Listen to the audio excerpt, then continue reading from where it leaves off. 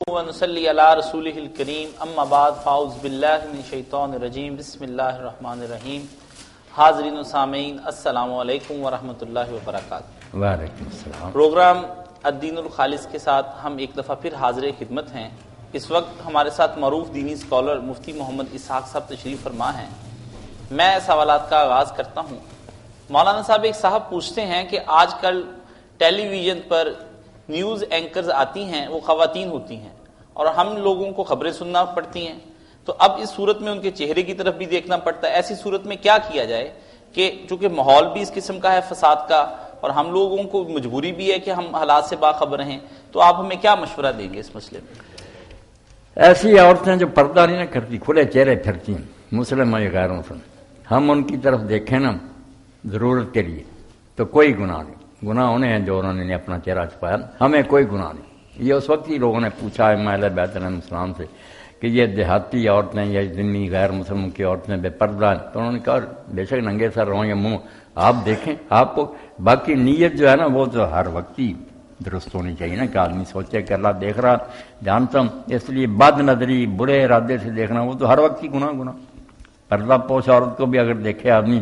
مولوی صاحب کہتے تھے عورت بتاتے خود اس میں کش ہے، کپڑا اس پر پڑا ہوا، اب بے شک اس کا منہ کشش تو ہوتی ہے، قدرتی بات، مرد عورت میں بری نیت اپنی جگہ بری، مگر اگر ضرورت کے لیے بیٹھی دے رہی خبریں آپ اس کی طرف دیکھتے ہیں کوئی گناہ نہیں۔ جی، ایک صاحب ذیشان اکبر صاحب یہ پوچھتے ہیں، مولانا صاحب یہ فرمائیے کہ تشہد، دوسری رکعت کے تشہد سے اٹھتے وقت جو رفع یدین کیا جاتا ہے، اس کے بارے میں آپ کے پاس کیا دلیل ہے؟ ابن قیم نے بھی کوئی دلیل اس کی نہیں بیان فرمائی، مہربانی کر کے اس کی دلیل بیان فرمائیں۔ نہیں، اس کی دلیل تو بہت کبھی ہے۔ بالکل حضرت مالک ابن الحویرث کہتے ہیں کہ ہم نے رسول اللہ کو دیکھا آخر عمر میں۔ اس کو علامہ سندھی حنفی ہیں، انہوں نے بہت اچھی طرح گرفت کی ہے اپنے مسلک کے لوگوں پر کہ تم کہتے ہو رفع یدین پہلے تھا چھوڑ دیا تھا، اور جب بات آتی ہے کہ آپ پہلی رکعت میں اور تیسری میں بیٹھ کر پھر ہاتھوں کا سہارا لے کر اٹھتے تھے جلسہ استراحت، اس کو کہتے ہیں یہ بڑھاپے میں۔ انہوں نے کہا اسی بڑھاپے کی یہ بات ہے کہ حضرت وائل بن حجر اور مالک ابن حویرث 20 دن یہ وفد ٹھہرا حضور کے پاس، وہ کہتے ہیں ہم نے آپ کو رفع یدین کرتے دیکھا، یہ 4 شروع میں رکوع کو جاتے، رکوع سے اٹھتے اور دوسری رکعت سے بھی اٹھتے، اور پہلی رکعت میں اور تیسری میں بھی سیدھے اٹھتے نہیں تھے، اتحیات کی طرح بیٹھ جاتے، پھر 2 ہاتھوں کا سہارا لے کر نہ اٹھتے۔ وہ کہتا اگر تم اس کو کہتے کہ یہ بڑھاپے کی وجہ سے تھا تو رفع یدین بھی اسی وقت تھا، پھر بند کس زمانے میں ہوا تھا؟ یہ بڑی پکی گرفت انہوں نے کیا کہ ایک بات کرو،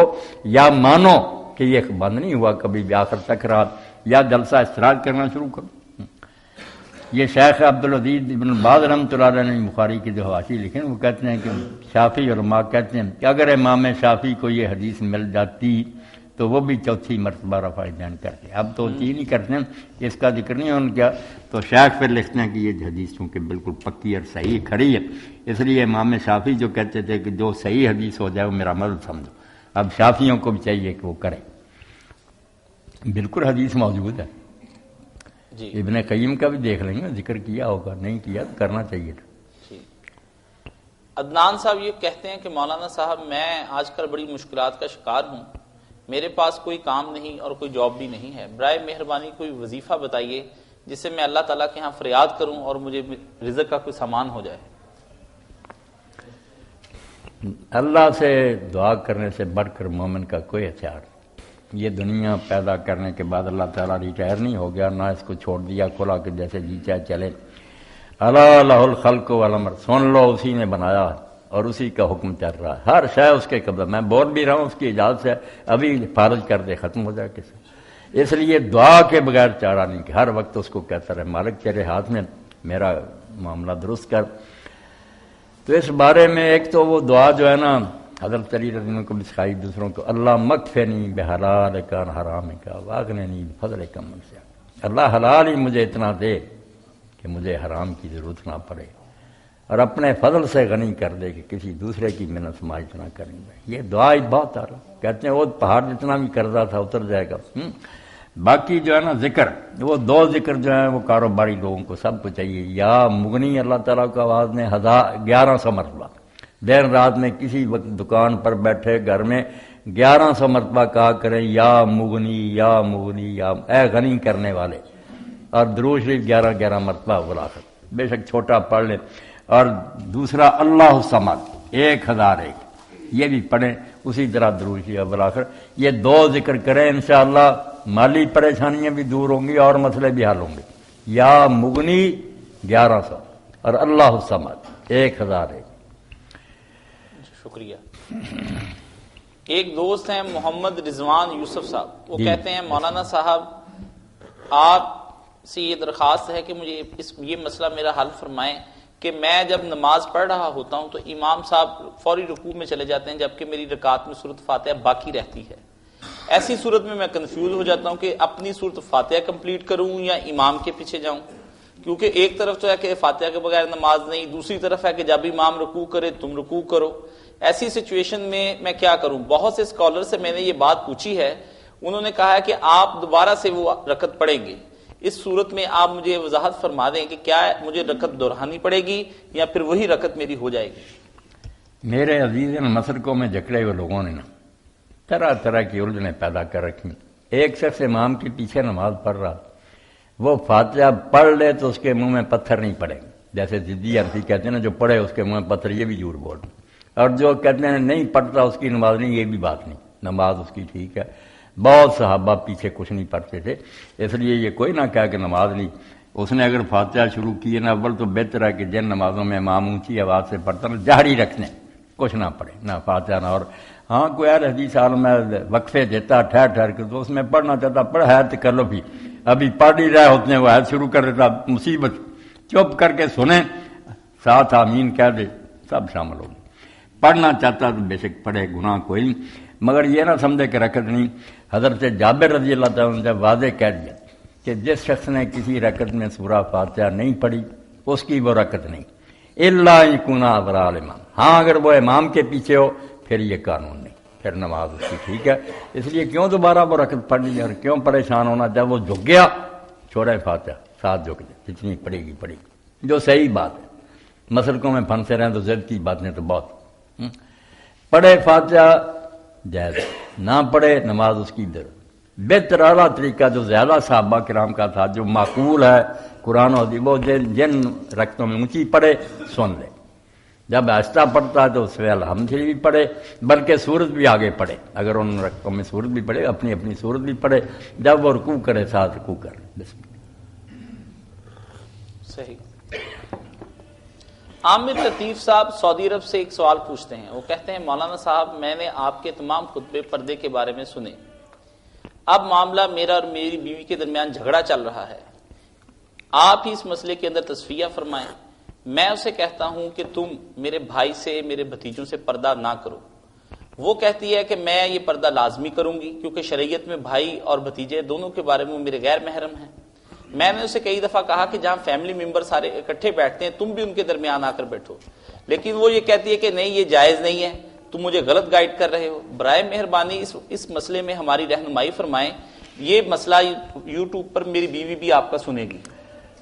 آپ کی بیوی جو ہے نا میری بچی، اللہ تعالیٰ اس کا یہ تقوی اور پرہیز جو ہے اس کو قبول کرے، بہت دینداری کی بات، مگر یہ اس قسم کے تشدد اور جو نا اپنی طرف سے سختیاں کوئی فائدہ نہیں، زندگی تلخ ہو جاتی ہے۔ گھر کے لوگوں سے بھی پردہ کرنا، دیور جیٹھ وغیرہ یا گھر میں آئے وہ لوگ چھپتی پھرنا، کوئی اللہ تعالیٰ نے 2 پردے بیان کیے، یہ اس کو سمجھنے میں علماء سے کئی لوگوں سے نا لغزش ہوگی، سمجھ نہیں، گھر کا باہر لے گئے، باہر والا گھر لے آئے۔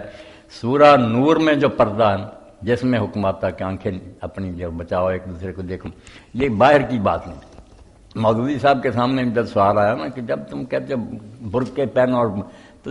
نظریں نیچی رکھنے کا کیا تو ہے؟ پھر وہ تو پہلے چھپی ہوئی، نظریں کیوں نیچی رکھنی؟ کوئی جواب نہیں آیا، کہتے ہیں بائی چانس ہو سکتا کسی موڑ پر نہ گا، نہیں، وہ گھر کی بات ہے، وہاں چہرہ اور ہاتھ ننگے ہوں گے۔ وہ سورہ نور میں وہ شروع اس طرح ہوتا، کیا ایمان والو جب لوگوں کے گھروں میں داخل ہو تو سلام کہو، اجازت لو، اجازت سے اندر جاؤ۔ پھر آگے آتا کہ عورتیں اپنی نظریں بچا کر رکھیں، مرد اپنی بچا کر رکھیں، شرم گاہوں کی حفاظت کرو، وہ سارے احکام۔ اس میں پھر آتا ہے کہ عورتیں اپنی زینت ظاہر نہ، الا ما ظہر منہا، سوائے اس میں کہ وہ زینت جو ظاہر رہتی ہے۔ وہ صحابہ کرام سے لے کر نہ میرے بھائیو عزیزو سب نے تشریح کی کہ منہ اور ہاتھ، گھر میں یہ ننگے رہیں گے، وہاں کوئی حکم نہیں، الا ما ظہر میں یہ، مگر گھر میں وہ لوگ آئیں گے جن کو اجازت دے گا گھر والا۔ اگر آپ کا بھائی بھی بدماش ہے نا،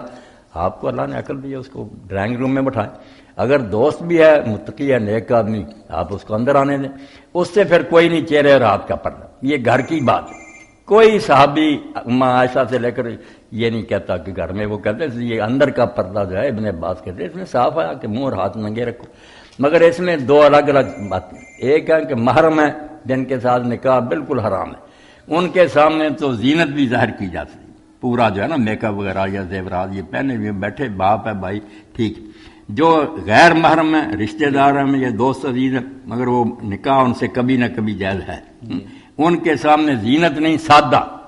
منہ اور ہاتھ اگر ننگا رہے تو کوئی بات نہیں. باہر کا پردہ سورہ احزاب میں ہے کہ جب گھر سے باہر نکلیں عورتیں تو حکم ہوا کہ اپنی بیٹیوں سے رسول اللہ کہیں، بیویوں سے کہیں، مومنوں کے عورتوں کے بڑی چادریں لیں اور چادروں کا پہلو اپنے آگے لٹکائیں تاکہ پہچانی جائیں کہ شریف زادیاں ہیں، کوئی ناجائز حرکت کی ضرورت نہیں. وہ باہر کی بات. یہ بات مولانا انور شاہ رحمۃ اللہ علیہ سمجھے. بڑے بڑے ادھر کا ادھر لے جاتے ہیں، وہ منہ اور ہاتھ باہر بھی کھلے کرا دیتے ہیں، کوئی باہر بھی بے پردگی کرا دیتا. انہوں نے سیٹ کیا فیض الباری میں کہ بھائی شروع ہی پہلی آیتیں جو ہے سوچتی کہ گھر میں جب داخل ہونا ہو اجازت لو، سلام، وہ فکرہ پھر آگے باتیں آتی ہیں، نظریں بچاؤ اور سارا وہ گھر کا معاملہ ہے، منہ اور ہاتھ ننگا. یہ باہر والا سورہ احزاب جو ہے یہ باہر کا پردہ. یہی علامہ البانی صاحب نے اس دور میں کی. کیسی صاحب بات، گھر میں نہیں تنگی دینی، منہ اور ہاتھ جو ہے نا ننگے رہیں گے مگر سادہ. محرم ہو تو پھر بے شک باپ بھائی کے سامنے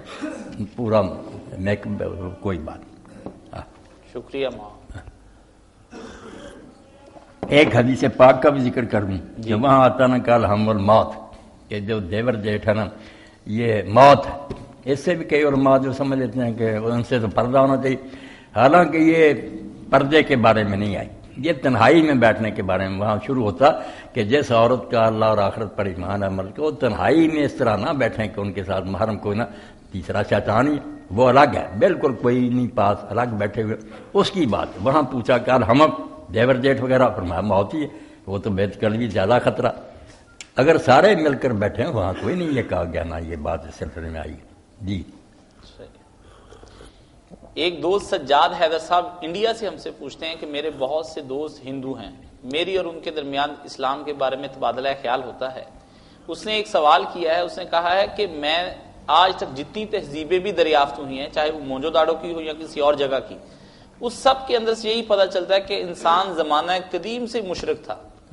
ٹھیک ہے، تہذیب بالکل ایسی نہیں تھی کہ جس میں مہد پن پایا جاتا ہو. جب یہ ثابت ہو رہا ہے تو آپ کا یہ مذہب اسلام کہاں سے مہد پن دیا ہے؟ یہ نئی قرآن بات کر رہا ہے. تو انسان تو شروع سے ان چیزوں کو مانتا چلا آ رہا ہے. بالکل یہی بات. سجاد میرے بھائی، وہ ہمارے ہندو بھائی جو ہے نا، ان کی یہ بات جو کچھ انہوں نے دیکھا کہ جو خدائیاں ہوتی ہیں بہت ہی نکلتے ہیں، لوگ پوچھتے ہیں، اس کی وجہ سے کہہ رہے ہیں. مگر یہ کہ شروع سے انسان پوچھتا تھا، شروع سے ان کے پاس کوئی ثبوت نہیں. قرآن یہی کہتا، حدیث پر تاریخ بتاتی کہ 10 پشتیں جو تھیں نا آدم علیہ السلام، وہ موحد، کوئی شرک نہیں کرتا تھا، نہ کوئی بت تھا نہ. یہ حضرت ادریس علیہ السلام کی امت میں ود سوا یغوث یوک نصر جن کا ذکر ہے سورہ نو میں. یہ نیک بندے،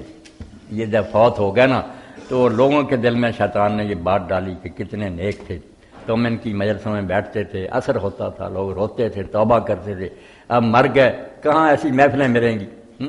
تم یہ کرو کہ یہاں ان کی تصویر بنا لو، مورتیاں ان کے پاس بیٹھا کرو، سمجھ لو کہ جیسے زندہ تھے. ہم ان بزرگوں کی پہلے اتنا ہی کیا، پوجا نہیں، تصویریں بنا کر رکھ لی. مگر وہ پھر دوسری نسل آئی، وہ پھول ان پر ڈالنے لگی، خوشبوئیں چھڑکنے لگی. تیسری نسل نے کہا یار ہمارے بڑے ان کے پاس بیٹھتے، انہوں نے مانگنا ہی شروع کر دیا، بے ایمان ہو گئے. یہ 10ویں پشت آ کر پھر نوح علیہ السلام رسول آئے. یہاں ایک بات اور بھی ہے، بڑے بڑے لوگ اکٹھے ہوئے یونیورسٹیوں کو، انہوں نے کہا رسول اور نبی کا فرق نہیں سمجھ آیا. بڑے بڑے علماء لکھتے ہیں اس کے پاس کتاب ہوتی ہے، اس کے بعد نہیں، اس کے پاس شریعت نہیں. یہ کوئی بات نہیں. اللہ نے ایسے لوگوں کو بھی رسول کہا جن کے پاس کوئی نئی کتاب نہیں تھی، نہ کوئی نئی شریعت تھی، وہ دوسری شریعت کے پیرو تھے. جیسے اسماعیل علیہ السلام کے لیے کہا رسول النبی، حالانکہ وہ ابراہیم علیہ السلام اپنے باپ کی شریعت پہ تو نہیں. رسول اور نبی میں اصل فرق یہ ہے کہ نوح علیہ السلام سے پہلے نبی آئے. اس وقت لوگ مسلمان تھے، موحد تھے، مگر غلط کام کرنے لگے، کوئی زنا شراب وغیرہ. غلط امت کو ٹھیک کرنے کے لیے جو آتے ہیں نبی، وہ آسان کام ہے. ایک ہے کہ کچھ امتیں پھر دین کی بنیادوں کی منکر ہو جاتی ہیں، قیامت کے منکر ہو گئے، کوئی توحید کے من کرو، ان کو ٹھیک کرنے کے لیے جو آتے ہیں ان کا کام بڑا مشکل کا کہ ان کو دوبارہ دین یہ رسول کراتے ہیں۔ اس لیے مشرکین کفار کی طرف پہلا رسول جو ہے نا نوح ہی آیا، مشرک ہو گئے، پہلے موحد ہی تھے لوگ۔ تو اس کے لیے ہندو بھائیوں کو نا سجاد اگر کہا کہ یار مسلمانوں سے پوچھنے کی بجائے نا یہ تمہارے اندر آریہ سماج جو ہے نا،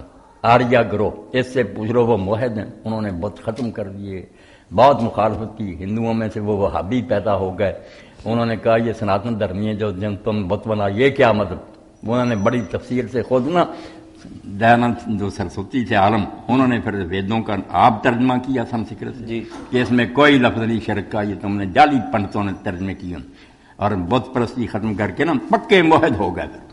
ان کی کتابیں پڑھیں، پتہ چلے گا کہ وہ خود بتاتے ہیں کہ ہندوازم بھی موحد مذہب تھا، بعد میں یہ مشرک ہوئے۔ سجاد حیدر صاحب کا ایک دوسرا سوال ہے، وہ بھی یہ کہتے ہیں کہ ہندوؤں کی طرف سے یہ اعتراض بھی عمومی طور پر مجھ پر وارد کیا جاتا ہے کہ ہر مذہب کا کوئی نہ کوئی دائرہ کار تھا، مثلا حضرت عیسیٰ علیہ السلام کا دائرہ کار جو تھا وہ روم تھا، حضرت موسیٰ علیہ السلام کا بھی ایک دائرہ کار تھا، وہ اس کے درمیان کام کرتے تھے، ہندوؤں میں جو نبی ہوئے ہیں ان کو ہندوستان ملا، آپ اپنے نبی کو پوری دنیا کا نبی کہتے ہیں، یہ بتائیے کہ وہ کس طریقے سے پوری دنیا کے نبی ہیں جبکہ ان کی زندگی تو مکہ اور مدینہ تک کے درمیان ہی رہ جاتی ہے؟ باقی اگر آپ یہ کہتے ہیں کہ آگے پھر امت جو ہے اس کا یہ کام ہے کہ وہ لوگوں تک ہدایت پہنچائے، تو ضرورت تو آج بھی نبوت کی ہے، تو آپ اپنے نبی کے بارے میں اور ضرورت نبوی کے بارے میں بتائیں کہ آج بھی نبی ہونا چاہیے تھا، کیوں نہیں آج ہمارے جو ہندو بھائی یہ باتیں کرتے ہیں نہیں ان کی باتیں ٹھیک، جس وقت علاقوں کا میل جوڑ اتنا آسان نہیں تھا، اپنے اپنے علاقے محدود تھے، ذرائع ملاقات کے نہیں تھے، مشکل سے سفر، نہ اتنا علم ہی پھیلا تھا، ذرائع نہیں تھے، اس وقت یہی تھا کہ اپنے اپنے علاقے میں استاد آئیں، انہیں دین سکھائیں، باتیں ایک ہی تھیں، اللہ کو ماننا، توحید اور آخرت اور نیکیاں۔ مگر جب وقت آ گیا کہ پوری دنیا ایک دوسرے سے ملنے لگی، ذرائع وسائل کا دور بھی آپ دیکھتے ہیں کہ حضور کے بعد جلدی کیسا آ گیا یہ انٹرنیٹ وغیرہ، تو پھر اللہ نے کہا اب علاقوں کے رسولوں اور استادوں کی کیا ضرورت ہے، ایک ہی رہبر جو ہے نا ساری دنیا کے لیے کافی ہے۔ تو اسی لیے حضور نے فرمایا کہ کان نبی یبعث الی قوم، مجھ سے پہلے جب حالات ایسے تھے تو اپنی قوموں کی طرف ہی رسول آتے تھے، مگر بعثت الی الناس عامہ، اب میں نا ساری دنیا کے لیے بھیجا گیا اور انتظام بھی ہو گیا۔ آپ کے بعد ایک نیا دور شروع ہوا، ایجادات ہوئیں، بڑی سہولتیں پیدا ہوئیں، کتابیں چھپنی شروع ہو گئیں، چھاپے خانے نکلا، تو آپ ساری دنیا کے لیے نبی۔ باقی جو نا امتیں پہچان نبی کی ضرورت ہے، نبی کی ضرورت نہیں، نبی ایسا نہیں ہوتا کہ مولوی ہے روز پیدا ہوتے رہے، نبی 3 وجہ سے آتا، یا تو پہلا نبی جو ہے نا اس کی تعلیم گم ہو گئی ہے، اس میں رد و بدل لوگوں نے کر دیا، یا نامکمل کام چھوڑ گیا کہ ابھی اس نے نا بہت سی باتیں سکھانی تھیں مگر وقت نہیں ملا، جیسے عیسیٰ علیہ السلام نے انجیل میں کہا کہ دین کی بہت باتیں باقی تھیں مگر اب تم ان کو برداشت نہیں کر سکتے، میرا جانا تمہارے حق میں بہتر ہے، میں اللہ سے درخواست کروں گا، وہ نیا رہبر تمہیں دے گا، اب بھی انجیل میں یہ وہ تمہیں پھر مکمل دین دے گا۔ تو یا دین مکمل نہیں ہوا، یا اس میں ملاوٹ ہو گئی، یا وہ کسی خاص علاقے اور قوم کے اس زمانے کے حالات کے مطابق قوانین تھے، عالمگیر نہیں تھے۔ جب یہ تینوں باتیں بچہ ختم ہو گئی کہ حضور ساری دنیا کے لیے، کتاب کی اللہ نے حفاظت کر دی، قرآن کا ایک شوشہ نہیں بدلا، اور جو ہے نا ملاوٹ وغیرہ اس میں نہیں ہوئی، اب کوئی ضرورت نہیں نئے نبی کی، مجددین ہوں گے، یہی حضور نے فرمایا پہلے نبی ہوتے تھے، اب نبی نہیں، میرے بعد امت میں ایسے عالم پیدا ہوتے رہیں گے ہر دور میں جو دین کو اصل شکل میں رکھیں گے، ملاوٹ کو وہ دور کرتے رہیں گے۔ الحمدللہ 14 سال سے ہو رہا، اس کے لیے یہ مولانا فقیر اللہ صاحب جو لاتے ہیں کتاب تاریخ دعوت و عظیمت، یہ تو تینوں حصے پڑھنے چاہیے نا، جو سید ابوالحسن ندوی رحمۃ اللہ نے دکھایا کہ حضور کے آخری نبی ہونے کی اللہ نے کثر پوری کر دی، کوئی وقت نہیں جب امت کو کوئی ضرورت پڑی ہوئی، شاعر کی، جرنیل کی، فقیہ کی، محدث کی، جس فن میں جو بندہ درکار نہ تھا پڑھو، اللہ نے اسی کو کھڑا کر دیا اور آسمان کے سورج کی طرح وہ چمکا۔ تو نبی علیہ السلام کے بعد کسی نئے نبی کی ضرورت نہیں، آپ کی تعلیم ہی لوگوں تک پہنچانے کی ضرورت ہے۔ جی خالد حمید صاحب کینیڈا سے پوچھتے ہیں، مولانا صاحب مجھے یہ بتائیے چاند گرہن اور سورج گرہن کے درمیان کون سی نماز پڑھنی چاہیے، اس کا طریقہ کار کیا ہے، ذرا وضاحت سے فرما دیں کیونکہ مجھے کئی دفعہ یہ طریقہ سمجھ میں نہیں آیا ہے۔ الحمدللہ سورج گرہن اور چاند گرہن جو نا اللہ کے رسول علیہ السلام نے فرمایا کہ یہ نہ کسی کی موت کی وجہ سے گرہن لگتا ہے، نہ کسی کے پیدا ہونے پر جو لوگوں نے بنا رکھا نا فلاں بڑا آدمی پیدا ہوا اس لیے یہ اللہ نے کیا یا کہ مر گیا، نہیں، یہ کوئی باتیں نہیں، یہ اللہ تعالیٰ اپنی قدرت کا مظاہرہ کرتا رہتا ہے۔ جیسے حکومتیں نمائش کرتی ہیں نا اپنی طاقت کی، یہ بادل جو گرجتے ہیں اور اس طرح چمک ہوتی ہے، یہ بھی سمجھیں اللہ تعالیٰ کے لشکروں کی نمائش، پریڈ ہوتی ہے کہ تم اگر امن سے رہ رہے تو یہ میری بانی ہے، میری ورنہ بھی گرا دوں تم پر رات اور برق نشان مٹا دوں، کانپ جاتے ہیں اس وقت لوگ جب گرج ہوتی ہے۔ تو یہ بالکل اللہ تعالیٰ کے نا جنود ہیں، لشکر ہیں جو اس طرح، اسی لیے حکم ہے اللہ تعالیٰ نے قرآن میں کہا کہ ملائکہ بھی اس وقت اللہ کے خوف سے کانپتے ہیں، اور اللہ کی حمد و ثنا کر مالک تیری طاقتیں بہت زیادہ۔ اس پر حضور نے کہا کہ یہ اللہ تعالیٰ کی قدرت کے مظاہر ہیں، نماز پڑھو، صدقہ کرو، دعا کرو، تین کام کہہ کے دعائیں بھی مانگو اللہ سے، صدقہ خیرات بھی کرو اور نماز پڑھو۔ نماز اگر ویسے ہی 2 رکعتیں کو پڑھ لے پھر بھی ٹھیک ہے، اور نماز پڑھے اور ان میں پھر وہ نا قنوت بھی پڑھے تو اچھی بات ہے، 2 رکعتیں پڑھے مگر ان میں دعائیں مانگتا رہے ہاتھ اٹھا کر۔ تو رکوع مولانا اس میں کتنے کیے جائیں گے؟ بہتر تو ہے کہ 4 اور 5 رکوع کیے جائیں، ایک میں 5 دوسرے میں 4۔ جی جی صحیح۔ ایک ساتھی محمد سلطان صاحب آسٹریلیا سے پوچھتے ہیں کہ اگر جگہ تھوڑی ہو تو کیا مقتدی امام کے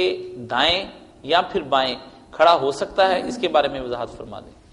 جگہ تنگ ہو تو سارے قانون معطل ہیں، پھر وہ امام کے دائیں بائیں کھڑے ہو جائیں، یا کئی ایسی جگہ بھی جیسے مسجد نبی میں محراب پرانے میں اگر امام کھڑا تو آگے جو مسجد بڑھائی گئی نا ادھر بھی آگے کھڑا ہونا پڑے ہو جائیں، یہ مجبوری کی باتیں، ان میں کوئی پھر پابندی نہیں، ورنہ اگر حالات ٹھیک ہوں جگہ پھر پیچھے ہی کھڑونا چاہیے۔ مولانا مسجد نبوی میں تو یہ دیکھا گیا کہ وہاں پہ لکھ کے لگایا ہوا ہے کہ کوئی اس سے آگے نہ کھڑا ہو، تو وہ اس لیے لگایا گیا کہ عام حالات میں اتنی تنگی نہیں نہ ہوتی، مگر کبھی اگر تھا وقت آ جائے رش بہت زیادہ ہو جائے اور امام جو ہے نا اگلے محراب میں چلا جائے پھر تو مسئلہ نہیں پیدا ہوتا، اگر وہ پرانے محراب میں کھڑا پھر تو اگلی طرف صفحے بنا لینا جائز۔ امام مالک رحمۃ اللہ علیہ کی باتیں درست، اس حالت میں یہ کوئی نہیں پھر کہ امام کے آگے۔ ابن قیم اور ابن تیمیہ بھی کہتے ہیں کہ یہ جو مسئلہ ہے نا کہ امام کے آگے نہیں، یہ اس وقت کی باتیں ہیں جب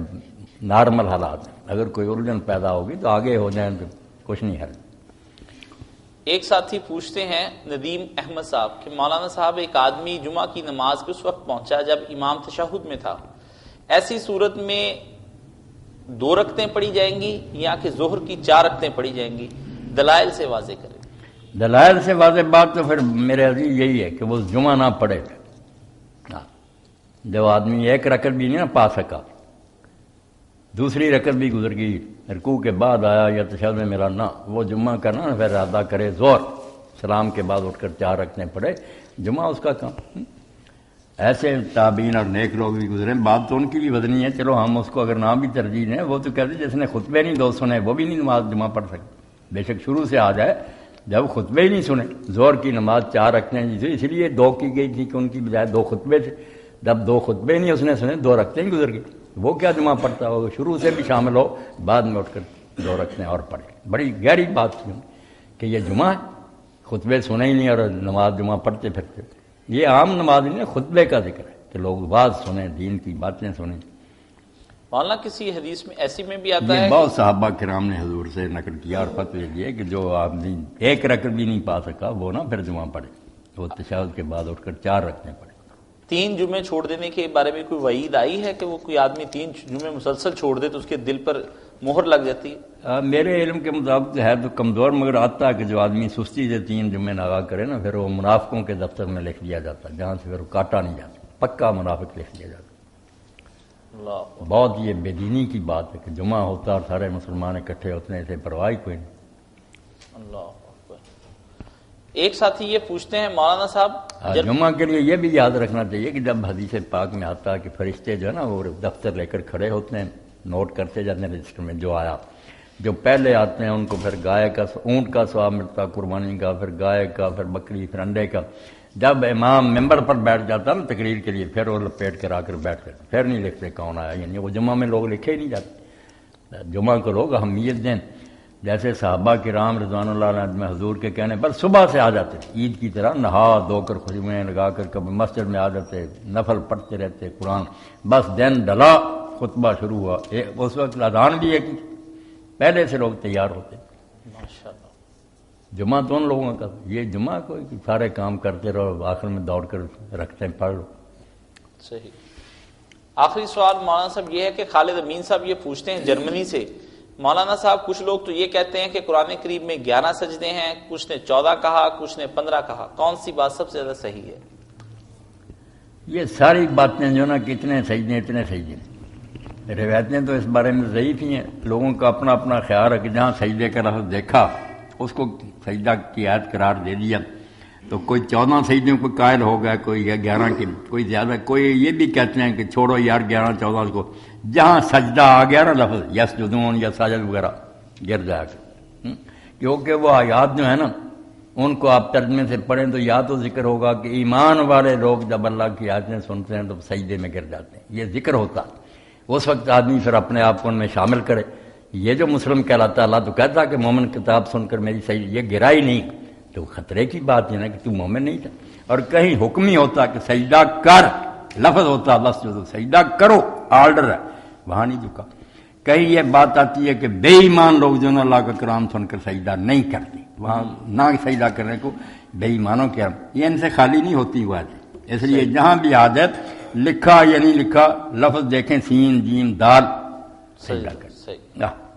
باقی یہ یاد رکھنا چاہیے کہ یہ سجدہ ہے نا تلاوت یہ واجب نہیں، یہ ہے اگر نہ کرے نا کوئی جان بوجھ کر گناہ گار نہیں، کرنا چاہیے، مگر اگر چھوڑ دے نا کچھ بات نہیں، کیونکہ حضرت عمر رضی اللہ تعالیٰ نے جمعہ کا خطبہ دیا، اس میں ایک آیت تلاوت کی، سجدہ کی تھی، آپ بھی اترے، لوگ بھی تیار ہوئے، سجدہ کیا، اگلے جمعہ پھر انہوں نے ایسی آیت پڑھی جس میں سجدہ، تو لوگ تیار ہو گئے، تو آپ نے فرمایا، صحیح بخاری کی روایت ہے کہ ہمیں اللہ نے یہ سجدہ کرنے کا نہیں کہا کہ ضرور کرو، اب تم تیار ہو گئے ہو میں آ جاتا ہوں، ورنہ جس کا جی چاہے سجدہ کرے، جس کا جی چاہے نہ کرے، مسئلہ بھی پتہ ہونا چاہیے نا، زیادہ یہی ہے کہ کرتا ہے۔ ابھی ایک سوال یہ بھی موصول ہوا ہے کہ وہ پوچھتے ہیں امیر خان صاحب امریکہ سے کہ کیا ایک عورت اپنے ایام کے دوران قرآن کریم کو چھو سکتی ہے، اور اس کے کتنے دن تک وہ قرآن کریم کو اسی طرح چھو سکتی ہے، یہ دن بھی اس کے بارے میں بتا دیں، کچھ لوگ تو یہ کہتے ہیں کہ 10 دن تک، اس میں صحیح بات کون سی ہے؟ عام طور پر یہ سمجھا جاتا ہے کہ جو ہے نا بے وضو آدمی بھی، ہمارے اہل حدیث لوگ اس کے قائل ہیں اور ظاہری بھی کہتے ہیں کوئی نہیں چھوتا رہے، مگر ان کی بات ٹھیک نہیں، قرآن پاک جو اللہ کا کلام ہے، اس کی عظمت اور تعظیم ہونی چاہیے، بے وضو آدمی یا ایسا ناپاک جو ہے نا جس کو غسل وغیرہ چھوئے نہ۔ پڑھنے کی بات یہ ہے کہ زبانی یاد ہے نا، آپ بے وضو بے شک پڑھتے رہیں جائز، تلاوت منع نہیں، چھونا لمس جو ہے نہیں۔ آپ نے اپنے گورنروں کو لکھا کہ سب علاقوں میں یہ ہدایت کرو کہ قرآن کو کوئی نہ چھوئے الا طاہر، سوائے پاک کے۔ اب ہمارے بعض علماء کہتے ہیں طاہر سے مراد ہے کہ وہ مشرک کافر نہ ہو، مشرک کافروں کو تو حکم ہی نہیں شریعت کا وہ چھوئیں گے، مسلمانوں کو کہا تھا کہ طاہر کے سوا، پاک کے سوا کوئی نہ چھوئے، اس لیے مرد ہو عورت ہو چھونے کے لیے پاک ہونا ضروری۔ زبانی پڑھنا ہے تو بے شک کوئی دینا ہے ان میں پڑھتی رہے، جس میں آیا تھا نا کہ حیض والی عورت اور جنبی تلاوت قرآن نہ کرے، وہ نہیں حدیث صحیح۔ امام مالک کی بات ٹھیک ہے کہ چھونا منع، تلاوت کر سکتے ہیں، جنبی نہ کرے، جس کو غسل کی عادت ہے نا مرد کو، وہ بغیر غسل کے تلاوت زبان سے بھی نہ کرے، عید بھی نہ نکالے، کیونکہ اس کی مجبوری، اس کی اپنی کوتاہی، اٹھ کر کیوں نہیں نہاتا، عورت بیچاری مجبور ہے، کئی دن وہ نہیں پاک ہوتی، اس کو اگر روک دیا جائے پڑھنے سے حفظ ہی بھول جائے گا، قرآن سے بھی جو یاد ہے اس کو نہیں، اس کو اجازت ہے کہ وہ زبانی پڑھتی رہے، مرد جو ہے یہ غسل کر کے پڑھے۔ بلیڈنگ کے کتنے دن بعد تک وہ کہتے ہیں کہ کسی کی بلیڈنگ رکتی ہی نہیں، تو کتنے دن بعد تک وہ دوبارہ؟ بس ایسی عورتیں جن کو یہ بیماری ہوگی نا استحاضہ کہ رکتا ہی نہیں، ان کو چاہیے کہ یا تو اگر رنگت سے پہچان سکتی، پہلی بات تو رنگ سے پہچاننا کہ اگر گاڑھا ہے اور سرخ ہے وہ حیض ہے، اور اس کے بعد جو ہے نا زرد قسم کا پتلا پھر وہ بیماری ہے، پہلی تو بات ہے۔ اگر اس سے فیصلہ نہ ہو تو پھر عادت کہ دیکھیں بیماری شروع ہونے سے پہلے کتنے دن میرے تندرستی میں ہوتے تھے حیض کے، اس کو سمجھے کہ وہ حیض ہے، جب وہ دن گزر جائیں 5 دن سے پڑھنا شروع کر دے، بالکل ہی نہ ہو تو 10 دن کے بعد تو پھر کرنا ہی چاہیے۔ رب نواز صاحب یہ پوچھتے ہیں کہ اگر پیشاب کے قطرے بار بار آتے ہوں تو اس دوران کیا کیا جائے، وضو بار بار کرے یا نماز پڑھ سکتا ہے؟ جس کو قطرے آتے ہوں نا پیشاب کے یا ہوا خارج ہوتی رہتی، یہ اللہ کا بندہ مستثنیٰ ہے، معافی، اس کو کرنے کی کوئی ضرورت نہیں، اس کو جب وضو کرے بس اس وقت ایک بار اپنے سارے حصے جو ہے نا ان کو دھو لے وغیرہ مسا کر لے، بے شک دھوتے دھوتے بھی قطرے نکل جائیں نا یا ہوا نکل جائے کوئی بات نہیں، کام پورا کر لے۔ اور بعد میں بھی ہوتا رہا جو کچھ ان قطروں کے اور ہوا کے علاوہ کچھ اور ہو جائے نا جو بندے کے بس میں ہے اس میں وضو کرنا یہ سمجھے معاف ہے، یہ معذور ہو گیا وہ، اللہ معاف کرنے والا۔ انہی کا دوسرا سوال یہ ہے کہ ٹوائلٹ میں اگر پانی نہ ہو تو کیا اس کی جگہ پر ہم ٹیشو استعمال کر کے نماز پڑھ سکتے ہیں؟ ہاں پانی ہو یا نہ ہو، مسئلہ سن لیں آپ کہ پانی استعمال کرنا اچھا ہے، صفائی ہے کہ ستھرائی ہے، ورنہ ساری امت مانتی ہے کہ اگر آپ نے ٹیشو سے یا مٹی سے اپنا آپ پاس صاف کر لیا نا، نجاست جو دور کر دی، تو آپ اس کے بعد پانی نہ بھی استعمال کریں۔ کئی لوگوں نے مذاق میں مولوی تھا اس نے اذان دی وضو آیا تھا باہر سے اس نے وضو نہیں کیا، یہ جاہلوں کی بات ہے۔ اگر کہا پھر کیا ہو گیا، جو ہے نا پاخانے کے بعد مٹی سے ڈھیلے سے صاف کرنا یہ لازمی ہے کہ اس کو دور کرو، اس کے بعد جو ہے نا کہ بو وغیرہ ختم کرنے کے لیے پانی سے استطابہ، وہ استنجا جی جو مٹی یا ڈھیلے سے کرتے ہیں اس کے لفظ ہے استنجا، یہ ہے استطابہ، زیادہ صفائی، بہت اچھی بات، مگر نہ کرے تو اس میں پاک ہونے میں کوئی خلل نہیں، نماز درست ہے بالکل۔ اسی کے ساتھ ہم آج کا پروگرام ختم کرتے ہیں، انشاءاللہ اگلی ملاقات تک کے لیے اجازت دیجیے، اللہ حافظ۔ خیر سے رکھے اللہ پاک۔